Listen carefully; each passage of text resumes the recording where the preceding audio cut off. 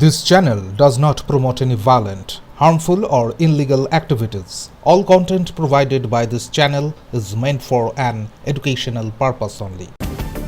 নাগরাকাটার ভগতপুর চা বাগানে এক চরম মানবিক বিপর্যয়ের ছবি সামনে এসেছে। অবসরপ্রাপ্ত নার্স শুক্লা চক্রবর্তী এবং তার মানসিক ভারসাম্যহীন ছেলে বিক্রম দীর্ঘদিন ধরেই অত্যন্ত করুণ অবস্থায় বসবাস করছেন চা বাগানের একটি ঝোপ জঙ্গলে ঘেরা কোয়ার্টারে। টানা 30 বছর নার্সের কাজ করার পর অবসর নেন শুক্লা দেবী, কিন্তু ছেলের মানসিক অসুস্থতা ও নিচের শারীরিক দুর্বলতা ধীরে ধীরে তাদের ঘরবন্দি করে দেয়। আলো, জল, পাখা কিছুই নেই ঘরে। একবেলা খাবার মিললেও বাকিটা অনিশ্চিত। প্রতিবেশীরা রুটি বিস্কুট বাড়ির জানালা দিয়ে যান। বাগানের চিকিৎসক ডক্টর সুশীল সিনহা জানিয়েছেন, শুক্লা দেবী ও তার ছেলের পূর্ণাঙ্গ চিকিৎসা দরকার। ফার্মাসিস্ট ও নার্সদের মতে প্রশাসন বা কোনো স্বেচ্ছাসেবী সংগঠনের সহায়তা ছাড়া তাদের জীবন রক্ষা করা সম্ভব নয়। ব্লক স্বাস্থ্য আধিকারিক ডক্টর মোল্লা ইরফান হোসেন আশ্বাস দিয়েছেন, তিনি দ্রুত এই পরিবারটির খোঁজ নিতে যাবেন এবং প্রয়োজনীয় ব্যবস্থা নেবেন। শুক্লা দেবীর আরতি, আমরা তো বাঁচতে চাই, কেউ কি শুনবেন আমাদের কথা?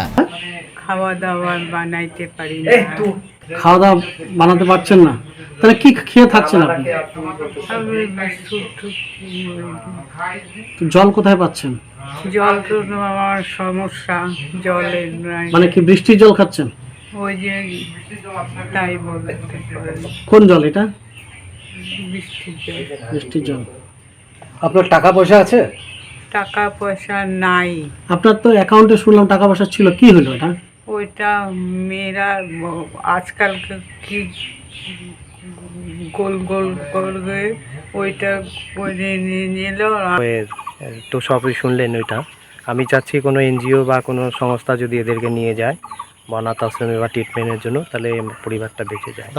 দায়িত্ব যদি, হ্যাঁ, এটাই বলতে চাই। এরা এখন কিভাবে আছে, কি পরিস্থিতি আছে? এরা এইভাবে কি পায়খানা বাথরুম নেই, একভাবে পায়খানা ইউরিন করে এইভাবেই আছে শুয়ে। খাওয়া দাওয়া জুটছে? খাওয়া দাওয়া কখনো জুটছে, কখনো জুটছে না। আবার এক টাইম পাইলে 2 টাইম পাবে না। আবার কালকে যে গ্রামের লোকে কাউকে মায়া লাগছে, তো ও খিড়কি থেকে ফেলতে হবে আমাদেরকে, সামনে গিয়ে দিতেও পারবো না, এমন অবস্থা আছে। ছেলে ভাত খায় না, ভাত তো পায় না, শুধু বিস্কুট টিস্কুট। ভাত তো বিস্কুট যে কেউ প্লাস্টিকেও দেয়। বাবুরা অনেক যে আমাদের হসপিটাল লোকরা যত আছে প্লাস্টিকে হইলে আনে দেয় ওনাকে, ওটাই খায়। এতদিন বাঁচে আছে, নাহলে কবে মরে যাইতো উনি। আচ্ছা, এখন সলিউশনটা কি বলে মনে করছেন? আমি যে চাই কি হয়েছে কি, ওনাকে একটু যদি অনাথ আশ্রম খুলছে, তো সবাইকে যা যা গরিব আছে, যার দেখাশোনা নাই, ওদের জন্যই তো অনাথ আশ্রম খোলা আছে। তো আমরা চাই দিদিকে একটু ভালো জায়গাতে রাখে, ওনাকে যদি খাওয়া দাওয়ার বন্দোবস্ত হইতে, তো আরো কয়েকদিন উনি ভালো মতো বাঁচতে পারতো। প্রশাসনের নজরে আনা হয়েছিল এই? না না না, কিন্তু আমাদের এখানে ওনার তো রিটায়ারমেন্ট করার পরে তো বাড়ি সব ছাড়তে হয়, কিন্তু আমাদের এখানকার ম্যানেজার সবাই মিলে ওনাকে থাকতে দিছে, যে উনি এই বাড়িতে থাকুক বলে।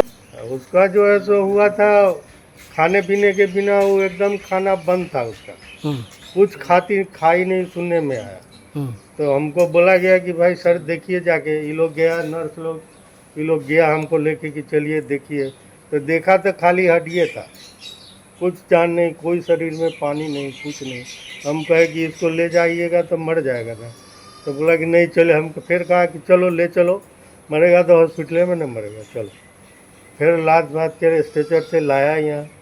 सलाइन वगैरह बहुत मुश्किल से, भीड़ नहीं मिल रहा था, इधर उधर जोड़ जाड़ के जो है सो सलाइन दिया 15-20 10-15 बोतल, तब थोड़ा वो जाके इम्प्रूव किया।